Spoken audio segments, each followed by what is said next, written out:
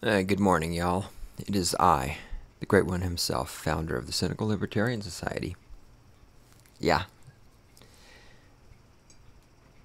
Almost awake. I have coffee in the hand right now. Okay, some quick updates. This week we had a couple of repeats. Been crazy, mad, busy. Doing that, creating value for other things, shit where I actually get paid instead of just voting Democrat every 2 years, getting a welfare check. Which, I guess that's gotta be a good gig. I just don't want it. But God, can you imagine just money shows up every month, and all you have to do is every 2 years go out and vote Democrat. That seems like kind of a good job, actually. All right, anyway, what's coming up? So I'm finishing up as talked recently about the videos about the fuck. I just cleaned the fucking cobwebs up here. God damn it. House cleaning, it's never done. Especially at my place, because I never clean house. That's what women are for. Oh, what the fuck? Oh, God, I thought it was a giant spider. Alright, anyway. Hi, what's up, y'all?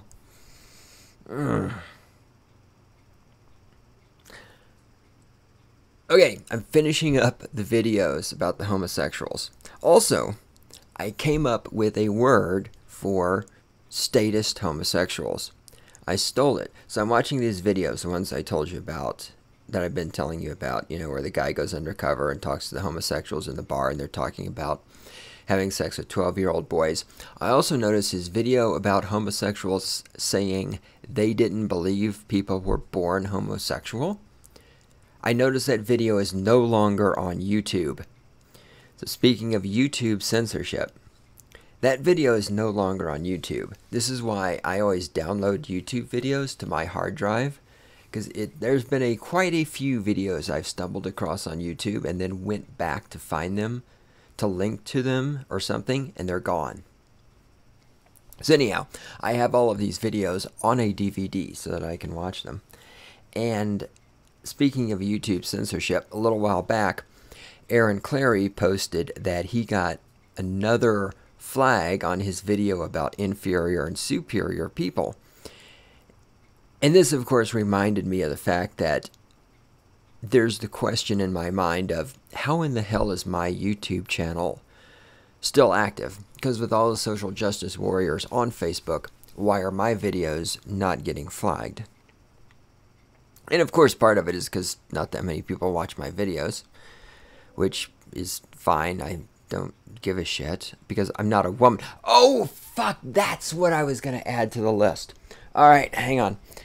So I'm working on the list of... So let's go on another tangent. I'm working on the list of CLSology so that I can write down what we will essentially call the laws of CLSology. And last night I thought of something that needed to be on there. And then, of course, I forgot what it was. And now I just remembered what it was.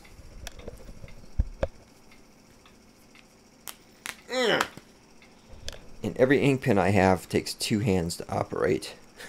Unlike my dick, only takes 1 hand to operate. Let's see. Women... Yes, yeah. Alright, I wrote down a note. Maybe I'll remember what the fuck that means. I'll have to... Alright, anyway. CLSology is coming. So anyhow, Aaron, I'm like going, why in the fuck hasn't my channel been flagged yet? Other than, of course, nobody goes there. So then I logged into my YouTube channel. Guess what? No, that's wrong, but close. As I have mentioned in a couple of episodes, David Gilmour has a new album coming out. You're saying, great one. Is this another tangent? Well, no, just bear with me. David Gilmour has a new album coming out. And, of course, if you're a long-time listener, or even maybe a short-time listener, You know that the theme song for Stating the Obvious podcast, the sister podcast to Anarchy Moment, is You Know I'm Right by David Gilmour off of his 1984 album About Face. Well, guess what? All of my Stating the Obvious videos have suddenly been blocked from viewing in the United States of America because of the presence of David Gilmour's music. Now, of course, this should not be a surprise because with him having a new album coming out, the corporation that owns his music, I feel sorry for musicians who sign contracts because in case you didn't know this, musicians do not own their music. The recording company owns their music, technically speaking. So anyhow, this is not a surprise to me because with his new album coming out, the corporation that owns his music is, of course, increasing their scouring of something like YouTube in order to find people using his music or leaking the new album or posting the new album online, so forth and so on. Because, of course, my Stating the Obvious videos with David Gilmour's music have been online for, I don't even know how many years ago I started the YouTube channel. But it's been years. The point is, though, and I know I say censorship. I don't really want to call this censorship because here's point number one. Point number one is I've known this was coming from the first day I put a Stating the Obvious video. This is just one more illustration of the difference between you and me is intelligence. If you're a statist, you're a fucking idiot. And I'm explaining to you why I, as an anarcho-capitalist, are smarter than you are. I knew this was going to happen from day one. I've always been anticipating that at some point my videos would be blocked or taken down or whatever because of Gilmour's music. And a couple of times in the past I've even thought about changing the theme music. And if you're a long-time listener, you've heard me talk about this. I've thought about changing the theme music to prevent this from happening. But the thing is, I'm just not going to live my life to appease the corporations. And that's one of the differences between us as anarcho-capitalist and the 99% as statist. You know, it's just like I've talked about this before when Google says, well, if you want to be high in the Google search rankings, you have to do this, this, and this on your website. Well, Google is telling you how to run your website. And you're doing what Google wants you to do. You're changing your website to appease the corporation. And it's pathetic.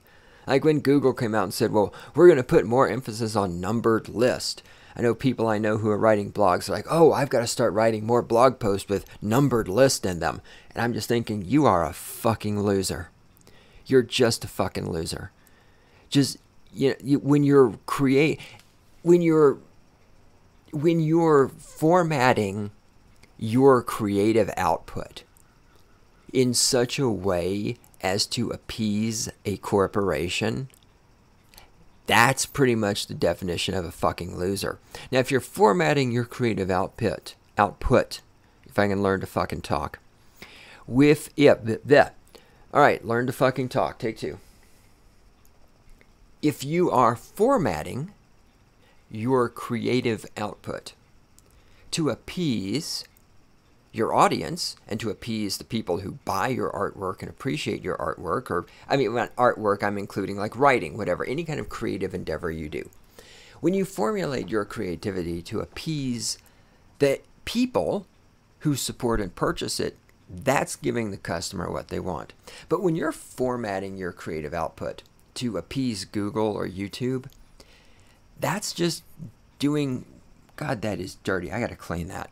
That is just doing what the corporations want you to do. That is, and you can argue with me all day, and you're wrong. You're living the way the corporations want you to live. I'm just not going to do it, and I'm fine with them fucking.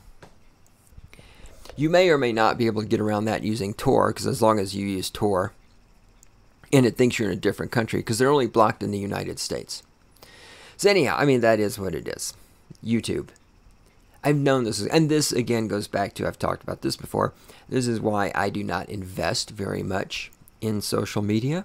And by invest, I mean not just money, I mean time. And why I recommend you don't, get your website. Return of Kings had a big denial of services attack for days there. Now every time you go to Return of Kings or Rush's site, it has to check you to make sure you're not, DOSing it. And again, their social media could be, God, I don't even know if their Facebook is still around or whatever. But the point is, people, don't invest huge amounts of your life in social media because you don't have control over it. YouTube can do stuff. And now this is the other point, because some people would say, oh, it's censorship. Well, not really. And I've talked about this before, but it's YouTube's fucking servers. It's YouTube's service. If YouTube wants to take your fucking videos down, as much as it's tempting to, or block them because of music or whatever, as much as it's tempting to scream censorship, the actual truth is you are in YouTube's house. It's like when you come to my house, I'm going to tell you, you have to take your shoes off to come inside. If you don't want to take your shoes off, then you can fucking leave. But the rule is, when you're in my house, you take your fucking shoes off. You play by my rules, or you leave. YouTube, it's their servers. It's their system. You have to play by their rules, or you have to leave. And you can argue, and you can be a fucking victim, and whine, and all. But it's not worth it. And ultimately, again, it is theirs. That's why get your own fucking website, and put your shit on your own website. So if you're wondering where the Stating the Obvious videos went, if you're listening to this on YouTube, that's where they went. And if you want to hear Stating the Obvious, just wean yourself from the censorship of YouTube. Go to my website, cynlibsoc.com. Okay. All the fucking podcasts are there. You want them to automatically come to you. Get an RSS reader for podcast. I recommend Gpodder. Gpodder. It's free. It installs on your computer. It doesn't go through Google or anything like that. Nobody's fucking spying on you. You're not dependent. I love people who have fucking online RSS readers. Right, because like you're so YouTube is censoring shit, but your RSS reader online from Google, like they're not going to censor shit also. Censor shit also. Okay, get the software put on your fucking computer. Anyway, you can use Google to search for Gpodder and install Gpodder. It runs on Linux, runs on Windows. I'm pretty sure there's a Mac version also. Just download the podcast, listen to them. So anyhow, the video, the homosexual video, in which homosexuals are admitting they don't think they were born gay, that they think it's a choice, and that they're that way because they were molested as children. I discovered that video had been taken down. But I have it available. I may even put it on my website so that people can see it if they want to. Anyway, I'm finishing up those videos, and so I'm going to have some commentary on that in the near future.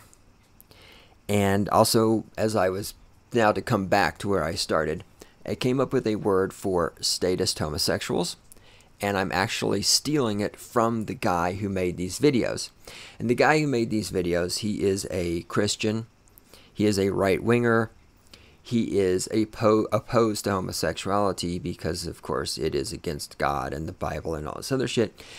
And this will be another opportunity for me to illustrate how stupid you people are, because some of the things, the things he's saying about homosexuals in the sense of them being pedophiles and molested as children and stuff is right. But a lot of the stuff he also says is wrong because he comes at things from the perspective of, well, the Bible says this and all this other crap. And I'll go into more depth of this. Anyway, another video of his, it's almost an hour long, and it's him doing a presentation on the history of homosexuality and the homosexual movement and all this other stuff. I'm watching it. I'm doing this thing called verifying, because in this he mentions some articles and publications and books that he takes quotes from, in which homosexuals admit that there is no such thing as being born gay, which I agree with, and that their agenda is to marginalize heterosexuals and use heterosexuals, essentially to dupe heterosexuals into believing their shit and all that. So anyhow, before I go too much into all that, I want to see how much of that I can actually verify for myself. during the course of his presentation, he referred to them as homo-fascist. And a little light in my brain went off, and I said, that is it. From henceforward, and as sad as I am that I can't figure out how to combine the word statist and faggot, because I love the word faggot, because I know how many of you are offended by that, and that's the point of this podcast, is to offend statist and to entertain me. And of course, offending statist is what entertains me. From henceforward, just as we have femistatist and we have women to differentiate statist women from normal women, and just as we have statheist and atheist to differentiate statist atheist from normal atheist. And yes, I know normal is offensive, but there is such a thing as normal. Henceforward, we will have homosexuals, who are normal homosexuals and who are a minority, I assure you. And then we will have statist homosexuals, otherwise known as homostatist. I like homostatist. It rolls off the tongue. Kind of like my cum rolled off your mom's tongue last night. Homostatist. Yes, that is the new Cynical Libertarian Society word for homosexuals who are statist fuckers, which is by far most of them. I mean, if there's, yeah, I mean, anarcho-capitalist homosexuals. And, you know, this is one of the things, homosexuals, excuse me, homostatists are attempting to infiltrate the anarcho-capitalist circles, because I think they see, again, like many people look at, and I include in this many people in the anarcho-capitalist sphere, look at the non-aggression principle and somehow or another in their brains translate this into anything goes. And so the homostatists who enjoy fucking small children see this group of people in which it appears that anything goes. And they're going to start flocking towards the anarcho-capitalist circles because they think that this is going to be a safe place for them to have sex with 12-year-olds. And I just want anyone out there listening to this, if you fuck small children, I just want you to know that my anarcho-capitalist sphere is not a safe place for you to fuck small children. Because in my anarcho-capitalist sphere, you get shot for that. You don't get celebrated. You don't get a fucking gay pride flag. You don't have a parade. If I catch you, if you're like a 45-year-old guy and I catch you sticking your dick inside the ass of a 12-year-old, I would just shoot you. That's what would happen in my world, okay? So libertarian paradise, you get shot, okay? It's not this fucking free-for-all where you just get to fuck all the small children you want to. That world is actually the world we live in right now.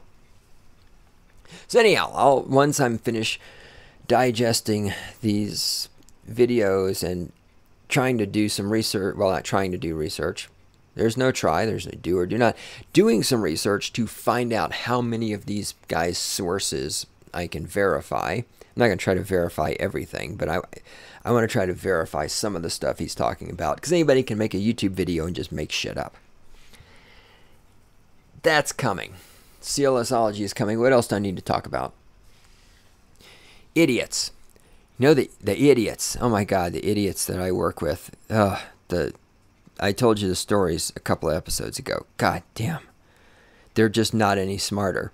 Okay, so the one guy, the workhorse guy, he's not with us anymore. We got rid of him, finally, thank God. I'm not in charge of hiring and firing, otherwise he'd have been gone a long time ago. It always takes me a while to convince the person in charge of hiring and firing that people need to go away. We finally got rid of him, so we got a roll-off dumpster. If you don't know what a roll-off dumpster is, it's bigger than a trash dumpster, but it's smaller than the ones you see, the giant ones on construction sites, right? So it's like 4 feet tall, maybe 5 feet tall. 10, 12 yards long. 3 yards wide, maybe. Roll-off dumpster goes on the back of a truck. You fill it with trash. They pick it up on the back truck, take it away. All right. I don't need to explain what a roll-off dumpster is anymore. Although you might want to do a Google search, if it's not censored, and look at pictures of roll-off dumpsters. So we got all these pieces of concrete need to be thrown in the dumpster. And I said, all right, put concrete into the dumpster. The ones you can pick up by yourself, put them in there. The ones that are too heavy, wait till the other people show up. We'll get more people on it. And this guy, he's all muscles. He thinks he's badass. He thinks he's, he's typical millennial. He knows everything. He can do everything. He works hard, yada, yada, yada. So I tell him to do this. I walk away. I'm doing my stuff. Some more people show up. I take them back there. All right, we're going to throw this stuff away. And Workhorse has been taking the concrete. This guy's a millennial. He's the smartest generation ever. He has a cell phone. He has a smartphone. He's going to save the world. He's going to change the world. Smartest generation ever. He's been taking the blocks of concrete and picking them up and carrying them to the roll-off and lifting them up and throwing them over the side. And the other guy, who is not a millennial, he's older, he looks at the roll-off and he says, "Isn't that a door?" And I looked at the roll-off and I said, well, let's see. There's hinges over there. I see 2 hinges on that side. And on this side, I see a latch. Now, usually, between hinges and a latch, usually there's a thing called a door. I said, yes, that is a door. And then so the older guy says, well, why is he picking up the concrete and throwing it over the side? And I said, well, probably because he's stupid. Oh, because he's a millennial. Because he's the smartest generation ever. Actually, I only actually said the stupid part. The other part was in my brain. And the millennial, the smartest generation ever, got pissed off because I didn't tell him there was a door. The door was actually facing the concrete. When you're standing at the concrete blocks and you look at the roll-off, the door is right there. There's 2 hinges on one side. There's a latch on the other side. The door, it's right there. This is the smartest generation ever.